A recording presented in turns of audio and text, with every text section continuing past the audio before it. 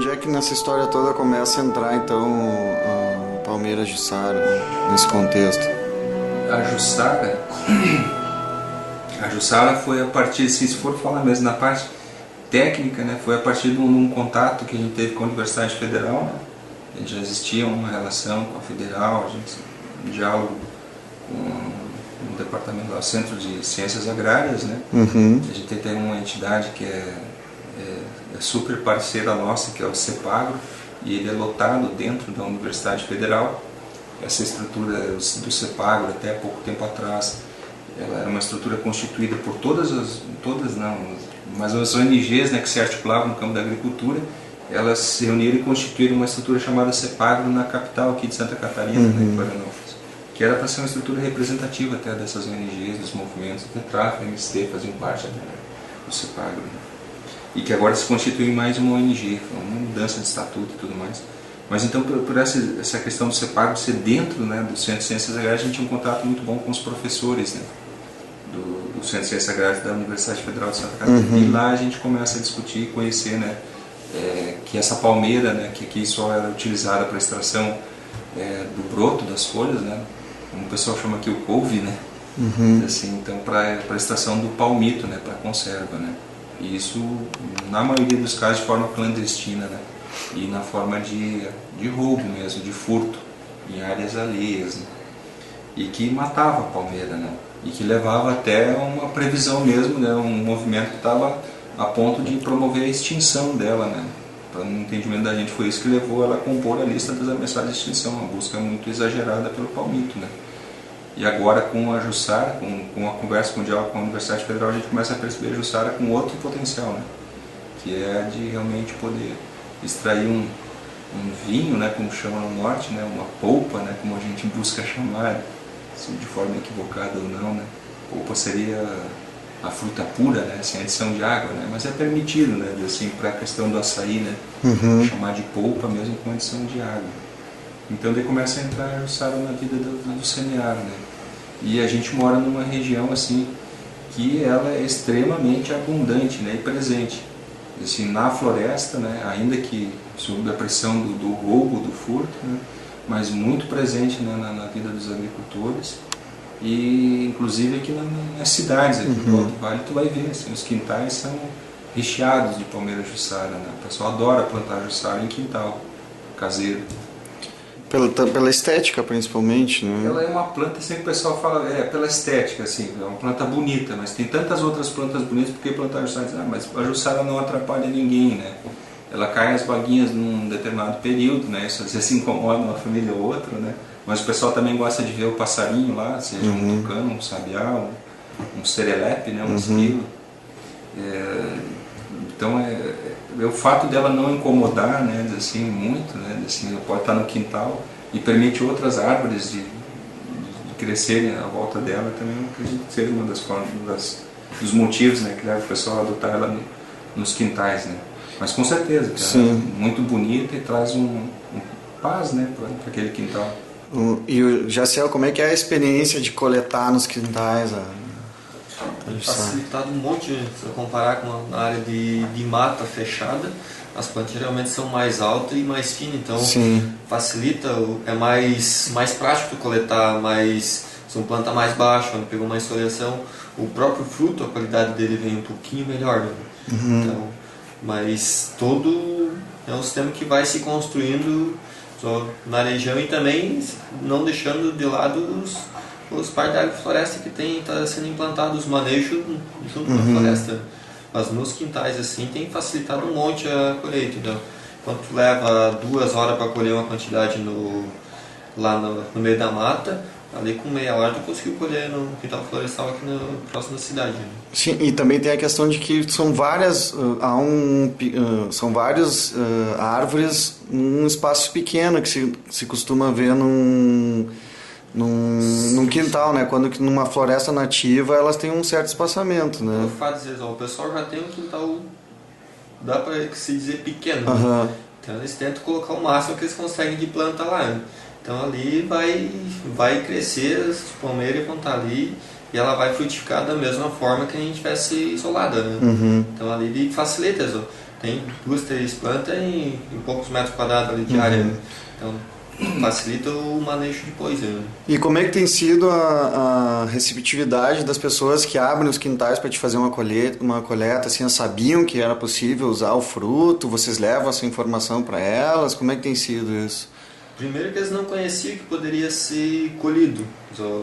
A gente está conseguindo trabalhar essa parte de valorizar o próprio fruto, não cortar a palmeira como um todo. Mas assim, só no fato de ir lá dizer que isso é uma nova fonte de geração de renda, mas o pessoal, em vez de evitar que o transtorno de sujar a grama deles lá que está lá, eles acabam cedendo para nível de conhecimento. Eles querem conhecer também como que é feito o processo. Então, geralmente a gente faz a coleta, mas tu vai lá, devolve a semente, vai lá, entrega um pouco de polpa para experimentar, esse tipo de coisa, faz essa troca para tentar envolver esse pessoal mais urbano que tem esses quintais junto com o processo que a gente faz junto com os agricultores. Sim. E no caso da agrofloresta, a gente esteve visitando hoje, né? Foi hoje, né? Não foi ontem, foi hoje, né? Foi ontem. Estou meio perdido no tempo. Mas ontem a gente esteve visitando uma área que é uma experiência de manejo, né? Onde o agricultor está inclusive fazendo linhas de abelhas, né? Com várias espécies de abelha. Como é que é essa proposta de trabalhar esse manejo da Jussara aqui na região? Com as abelhas e com outras espécies também? Como as abelhas e o palmito são nativos daqui, o pessoal está tentando adensar mais, ou colocar mais próximo as abelhas do palmito para valorizar a questão da polinização, para agregar um pouquinho mais de valor nessa área. Né? Então, pega toda a questão ambiental, que é excelente, a abelha vai fazer a polinização, vai estar mais próxima, vai conseguir frutificar melhor essas palmeiras onde tem lá. Né? E é uma forma para tu agregar valor e também melhorar o ecossistema no todo que está lá. Então tu insere mais um animal, insere outras plantas no meio, onde que antes não existia, que agora começa a fazer parte desse sistema. E o que eu queria saber também se é só com o Lindomar ou vocês têm essas propostas com outros agricultores aqui da região? Isso aí. Essa proposta de manejo, da utilização da palmeira, tem acontecido só no Lindomar ou tem em outros lugares? É bom falar da educação no campo também. Está se construindo várias experiências ao longo do Alto Vale como um todo. A gente tem vários agricultores na região toda onde encontra uma área com palmeira, com abelhas, onde dá para se fazer um trabalho nessa linha, a gente tenta focar nesse aspecto. Então tem pessoal aqui em Presidente Getúlio, Vitor Meirelles, tem o pessoal de um curso de educação no campo que é em Presidente Nereu, que tem bastante. Jussara também é praticamente quase igual ao Presidente Getúlio, eles têm lá, a gente está fazendo trabalho, José Boatê, Chapadão Lajado, Leoberto, Santa Terezinha, são regiões que também, de certa forma, tem uma incidência de palmeira e que a gente está tentando organizar grupos de coleta para facilitar o trabalho para fazer a coleta desse fruto. Sim. Então, com isso ali, a gente vai conseguir montar grupos que vão se especializar em fazer o trabalho com o palmito, fazer a coleta, fazer a comercialização dessa polpa, para depois abrir comércio. Então, como a equipe é pequena, a gente não tem condições de pegar todas as áreas e estar fazendo o processo todo. Então, para a parte de formação desses grupos, para eles estar trabalhando daí para frente.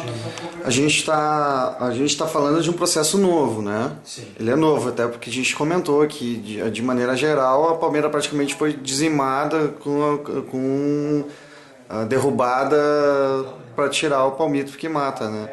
Como é que está se dando o convencimento desses agricultores que também, acho que tradicionalmente faziam a derrubada para pegar o palmito, né? A gente viu, o próprio Lindomar disse que admitia que, né, de uma certa... Fazendo a oficina de degustação. Vai lá, tira o cacho, faz o processamento da polpa e o pessoal mesmo que vai provar e vai dizer se é bom ou não é. E daí essas famílias que gostam, elas que vão começar a continuar. E daí elas veem em si, se ela gostou, tem outra pessoa que vai estar gostando e ela vai passar para frente essa... Ver um potencial de comercialização. Mas a merenda escolar, pelo visto, também é uma... Está se iniciando agora a fazer os testes de aceitabilidade junto com os alunos. Como é um produto novo, pessoal não conhece ainda, principalmente as crianças. Então está se fazendo o trabalho para tentar incluir a polpa do Jussara na alimentação escolar. Mas para isso vai depender da aceitação de quem vai se beneficiar lá no final desse produto. Bom, a gente falou aqui da questão, descreveu muito bem, Alexandre, a questão do fumo, né, que já vem pro agricultor, né, já vem pro produtor ali toda a cadeia desenvolvida, ele não precisa fazer nada a não ser plantar, né.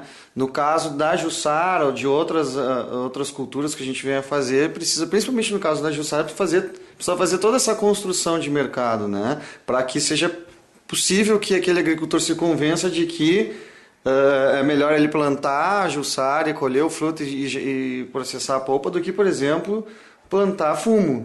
Né? A questão das doenças, a questão da recuperação da própria Mata Atlântica. Né? A questão é quebrar a dependência, esse é o medo que a gente tem. Porque o processo que a gente desenvolve junto com famílias agricultoras, ele leva um certo tempo, né, assim, para o pessoal assimilar, reconhecer, sentir segurança, né, começar a desenvolver atividades de um modo às vezes mais reduzido, incipiente, para ir crescendo aos poucos. Então, a gente carece muito de áreas que têm uma produção mais facilitada no meio rural. Como a gente tem o exemplo dos quintais, no rural tu não tem alguns quintais, mas tu tem muito mais ele presente na floresta, onde é mais difícil de extrair, né, e aí o agricultor ele não é fácil de se interessar em subir numa planta de palmeira para colher um cacho lá a 12, 15 metros de altura, né? Assim, é difícil, né? Para que um agricultor faça isso. Então a gente tem um projeto de educação no campo, turmas de jovens, né, que se propõem a isso. Mas mais do que tudo a gente está buscando constituir pequenos espaços que tenham a Jussara conciliada com outras plantas que também possam ter um uso alimentar ou mesmo de geração de renda. Então a gente começa a construir pequenas agroflorestas, assim, pequenos módulos de agrofloresta em vários locais. E a parte disso tudo, para que todo o processo aconteça, assim como foi também a visão que a gente tem assim, dentro da agricultura ecológica, para ela dar certo, tu começa fazendo a produção, estimulando a produção, e tu começa depois a pensar a questão de comercialização, e da comercialização, diz assim, surge um terceiro ponto, que é o associativismo, diz assim. Muitos dos grupos que a gente tem aqui, a maioria deles são grupos que se desenvolveram a partir do momento da comercialização. Então, produção, comercialização, associativismo são três eixos bem imbricados. E aqui na região a gente tinha uma dificuldade muito grande de promover um outro, que era o processo de agroindustrialização, que sempre aconteceu, né, na cozinha de casa, né, de uma forma assim, bastante artesanal, com alimentos extremamente saborosos, geleias, né, sucos, alguns queijos, né, assim, mas que careciam de uma forma mais, vamos dizer assim, mais organizada e mais dentro de uma questão de legalidade até para poder se inserir no mercado. E de forma não tão recente, né, mas também a partir de 2004 a gente começa a alçar voo na questão da agroindustrialização, na organização junto a esses grupos, né, os quais a gente já vem acompanhando há um tempo, né, e outros que vão surgindo também, de pequenas unidades para processamento.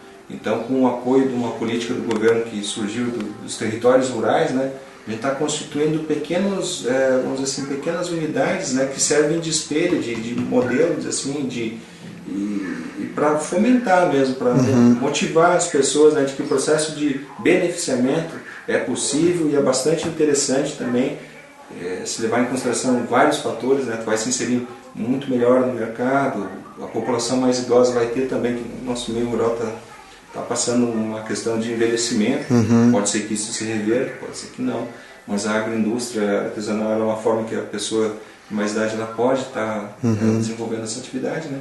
Então a gente está, vamos dizer assim, num momento assim, bastante interessante para nós, né? A parte da ervateira de Cafuz, a parte do moinho de farinhas, milho e trigo que surge em Vitor Meireles e outras unidades, a gente está tendo alguns modelos como cozinhas multifuncionais, ou agroindústrias de uso múltiplo, e onde a pessoa, em vez de tradicionalmente aqui se pregava que uma indústria vegetal seria específica, uma pipineira, algumas pipineiras montadas aí na região, né, diz assim. Então uma agroindústria só produz pepino e com bastante eficiência na produção de pepino. Então o pessoal sempre tinha uma visão de que uma agroindústria servia só para aquilo.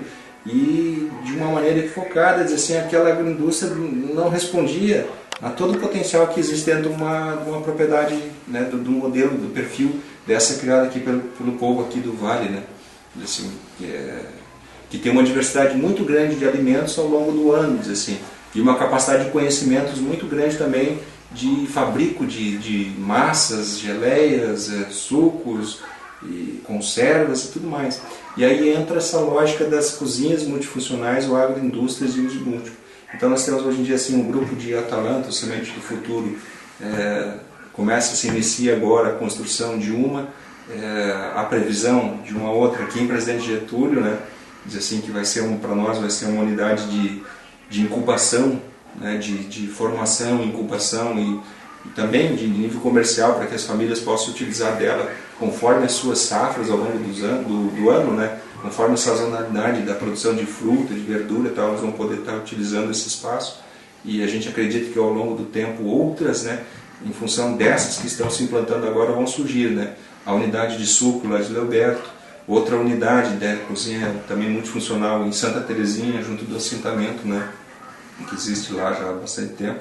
Então tudo isso acho que vem sendo também uma novidade, né, dizer assim, que a gente está vivendo aqui no Alto Vale, na implementação de pequenas unidades, né, e que surgem assim de uma certa forma num caráter comunitário e grupal, né, e muito há que se discutir ainda quanto à forma de gestão dessas unidades, né, assim, é bastante novo isso para nós aqui na região do Fumo. A perspectiva então é de geração de trabalho e renda e também de recuperação da mata, por consequência, pelo visto. Isso é uma questão que a gente tem batido muito aqui. Existe um trabalho pela Associação dos Municípios aqui no Alto Vale, que ele vem servindo também de exemplo, acho que até de modelo, vem atraindo o olhar inclusive do Ministério do Meio Ambiente, que é um trabalho para facilitar a questão da adequação, da regularização fundiária no tocante à questão da reserva legal, para a averbação da reserva legal. Então a Associação dos Municípios do Alto Vale do Itajaí, a AMAV, né, ela, através de uma proposta de mapeamento, né, via fotos, né, assim, bastante recentes, né, das propriedades, permitiu uma averbação numa escala adequada àquilo que a lei vem impondo, né, assim, a lei ela se propõe, ela não propõe, ela impõe, né, uma condição. Então é uma lei que obriga, né, as famílias agricultoras a averbarem suas reservas legais. Só que a lei ela não pensa na questão de condição estrutural para que isso aconteça. E aí a proposta da MAV ela se encaixa muito bem nisso, no tocante de facilitar, né, de não ser necessário uma empresa ir lá medir o teu terreno e tal, que tu possa fazer isso a partir de uma foto, assim, um levantamento, né, de satélite e tal, uma imagem de boa resolução, tu pode fazer isso a nível de escritório e encaminhar para nível de cartório para a averbação dessa reserva legal. Então, facilitando, né, a vida das famílias do rural, né, que isso é voltado praticamente para as pessoas que vivem de agricultura, né, as famílias agricultoras, né, principalmente os pequenos agricultores familiares, e então criando uma condição que para o país assim, é até um exemplo que possa ser seguido mais à frente, né. E nessas áreas de reserva legal que se abrem, né, a partir dessa lógica a MAV vem fomentando, a discussão que a gente tem com eles é de poder implementar pequenos espaços de agrofloresta, né, assim, ou grandes até, né, agroflorestas dentro da reserva legal. No caso do Lindomar, parece que tudo vai virar agrofloresta, do jeito que ele está implementando. O Lindomar gosta de viver na floresta. Se ele ficar longe da floresta dele lá, ele entra... Porque ele já falou em plantar abacate, né, outras árvores frutíferas. Ele vai implementar o que ele pode lá no ecossistema. Né? Além dos pontos da palmeira que é nativa, lá ele vai inserir, da mesma forma que inseriu as abelhas, ele vai colocar bananeira, vai colocar abacate, vai colocar todas as frutas que ele vê que consegue se adaptar naquele ecossistema, ele vai a expectativa dele é estar inserindo aquele espaço lá para ver o que vai ser de lá. Né? A meta dele é trabalhar nessa, sem tirar a parte nativa também. Né? A parte nativa lá vai ser, a mata é a principal que ele vai ter, o foco principal dele vai estar na preservação sempre. O Jussara ele não é tradicional, de consumo tradicional aqui, né? É tradicional o consumo do palmito, da palmeira, né? Assim, isso é bastante tradicional, né? Aqui então pastel e empadão aí é todo recheado de palmito, né? É uma tradição o consumo do palmito, isso é. Agora do fruto não. Então carece, né, de um trabalho assim de vamos dizer assim, de fomento, que não é outra coisa. Como diz, né, se até um líquido preto cheio de gás e que dói na garganta, todo, né, assim, praticamente ele está presente em todos os espaços do mundo onde tem um habitante, né? Tá todo mundo tomando aquele engarrafado, né? Por que não, então, um alimento como a jussara, na forma de suco, também poder entrar na lista da dieta das famílias, das pessoas, né? Carece, então, de um trabalho vamos dizer assim, de fomentar isso, né? De apresentar, vamos apresentar o alimento jussara aí para o pessoal, né? O alimento extraído do fruto. E para isso a gente percebe que as escolas, né, são um espaço primordial para fazer esse trabalho. O aluno, o estudante que está lá, assim, ele saboreando, ele tendo essa informação, ele leva para dentro de casa, ele começa a cutucar, né? Então é um espaço especial para a gente poder atuar, né? As escolas, né, municipais, estaduais, divulgando, né, e mostrando, né, o potencial que tem alimentar, nutritivo, né, para a melhoria da qualidade de vida das pessoas, né, e do meio ambiente, né, como um todo também.